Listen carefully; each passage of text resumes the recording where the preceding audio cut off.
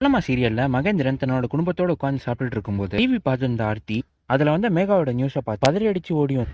சித்து உன்னை பத்தி மேகா டிவியில பேசியிருக்கா வந்து பாருன்னு சொல்றாங்க. மேகா பேசினதை கேட்டு அதிர்ச்சியான சித்தார்த் கோவப்பட்டு, செல்லம்மா பாத்தீங்களா, அவ என்னை பத்தி தப்பு தப்பா பேசி வச்சிருக்கா, எனக்கு வர ஆத்திரத்துக்கு அவளை இப்பயே வெட்டி கொன்னு போல இருக்கு, என்னை தயவு செஞ்சு விட்டுருங்க, நான் சும்மா விட மாட்டேன்னு சொல்லி கிளம்புறப்போ செல்லம்மாவும் மகேந்திரனும் தடுத்து நிறுத்துறாங்க. சித்து நீ கோவப்படாத, அவ மேல வீண் பழி போடணும்னு தேன்மட்டியே பிரஷ கூப்பிட்டு இந்த மாதிரி பேசி வச்சிருக்கா, பதிலுக்கு அவளை போய் கொல்றதுனால உன் மேல சொன்னது ஒண்ணும் மாறாது, பதிலுக்கு நீ என்ன பண்ணு, பண்ண மாதிரியே நீயும் பிரஷ வர வச்சு மேகாவோட கர்ப்பத்துக்கு காரணம் நான் கிடையாது, அவ என் மேல தப்பான நியூஸ் பரப்புறான்னு ஒரு அறிக்கை விடு, இதுதான் சரியா இருக்கும் அப்படின்னு சொல்ல சித்தார்த்தும் சொல்றது கரெக்ட் தான் தாத்தா, நாளைக்கே நான் பிரஷ கூப்பிட்டு என் மேல தப்பு இல்லைங்கிற விஷயத்த நான் சொல்றேங்கிறாரு. லண்டன்ல வேலை செஞ்சிருந்த மகேஷ் டிவி பாக்கலாமேன்னு பாக்குறப்போ மேகாவோட பேட்டி எல்லா நியூஸ் சேனல்லையும் வருது. பார்த்த மகேஷும் வருத்தப்பட்டு, ஐயோ மேகா ரொம்ப பெரிய தப்பு பண்ணிட்டேன், கர்ப்பத்துக்கு காரணம் ஒண்ணு சித்தார்த் சார் கிடையாது, நான் தான் விளையாட்டா பண்ண விஷயம், இவ்வளவு சீரியஸா ஒன்னும் எதிர்பார்க்கல, சித்தார்த் சார் பாவம் அவர் எந்த தப்பும் பண்ணாத ஒரு விஷயத்த உடனே மேகா கிட்ட சொல்லணும், மேகா கிட்ட பேச கால் பண்றாரு. மேகா எடுக்காதனால ஒரு முடிவுக்கு வந்த மகேஷ் நம்ம நேரடியா கிளம்பி இந்தியாவுக்கு போயிடும், அங்க போயிட்டு சித்தார்த் சாருக்கும் இந்த மேகாவோட பிரச்சனைக்கு சம்பந்தம் இல்லை, நம்ம தான் போய் சொல்லணும், நேரா போனதான் சரியா இருக்கும், உடனே கிளம்புவோன்னு லண்டன்ல இருந்து சென்னை கிளம்புறாரு. நான் பையன் மேல தேவையில்லாத படி போட்டதுனால கோவமான வாசுதேவன் மேகாவை பழி வாங்கணும்னு உங்களோட வீட்டுக்கே குடிச்சிட்டு போய் மேகாவை மிரட்டுறாரு.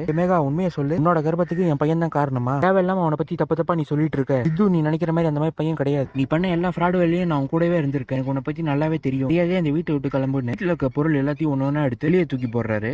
மேகா வீட்டுல ஏதோ ஒரு பிரச்சனை நடக்குதுன்னு தெரிஞ்சுக்கிட்ட செல்லம்மா உங்க வீட்டுக்கு வந்து வாசுதேவனை சமாதானப்படுத்தி அங்கிருந்து அழைச்சிட்டு போறாங்க. கொஞ்ச நேரம் கழிச்சு சித்தார்த் கிட்ட உங்க அப்பா வந்திருந்தார், அவரும் மேகா மேல சரியான வெறுப்புல இருக்காரு, மேகாவை அடிச்சு துரத்தணும்னு பார்த்தாரு, நான் தான் சார் சமாதானப்படுத்தி விட்டேன், வேற மாதிரி நீங்களும் கோவப்படாதீங்க சார்னு சொல்றாங்க.